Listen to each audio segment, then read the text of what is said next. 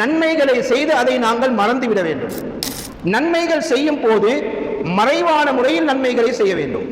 மனிதர்கள் நம்மை பார்ப்பதற்காக, மனிதர்கள் நம்மை புகழ்வதற்காக, மனிதர்கள் நம்மை பார்த்து நல்லவன் என்று கூற வேண்டும் என்பதற்காக நாங்கள் அமல்களை செய்வோமேயானால் இந்த உலகத்திலும் நமக்கு நஷ்டம்தான், நாளை மறுமையிலும் எதுவும் நமக்கு கிடையாது. எனவே அமல்களை செய்யக்கூடிய நாம் அந்த அமலிலே இஹ்லாஸ் என்று சொல்லக்கூடிய அந்த உள தூய்மையை பரிசுத்தமான முறையில் அல்லாஹ்வுக்காக வேண்டி அமல் செய்கின்றோம் என்ற அந்த எண்ணத்தோடு அமல்களை மறைத்து செய்வதற்கு நாங்கள் முயற்சி செய்ய வேண்டும். நாம் எவ்வாறு என்றால் மன்னிக்க வேண்டும். சில மனிதர்கள் எவ்வாறு என்றால் மனிதர்கள் பார்க்காமல் செய்யக்கூடிய அமலில் அவர்களுக்கு இன்பம் ஏற்படுவதில்லை. சில அமல்களை மனிதன் செய்யும் போது அந்த அமலில் மற்றவன் பார்த்தால் தான் இன்பம் ஏற்படுகிறது. இது என்ன வகையான அமல்? ஷைத்தான் ஏன் இப்படியான ஊசலாட்டத்தை போடுகின்றான்? இபாதத் என்பது அல்லாஹ்வுக்கு மாத்திரம் செய்யப்படக்கூடிய ஒரு செயல். இபாதத் என்பது அல்லாஹ்வுக்காக வேண்டி மாத்திரம் செய்யப்படக்கூடிய ஒரு அமல்.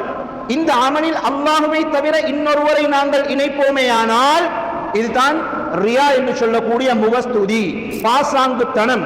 இதைத்தான் பெருமையான ஸல்லல்லாஹு அலைஹி வஸல்லம் அவர்கள் கூறினார்கள், ஷிர்குல் அஸ்கர், சிறிய ஷிர்க் என்றார்கள் பெருமானார் ஸல்லல்லாஹு அலைஹி வஸல்லம்.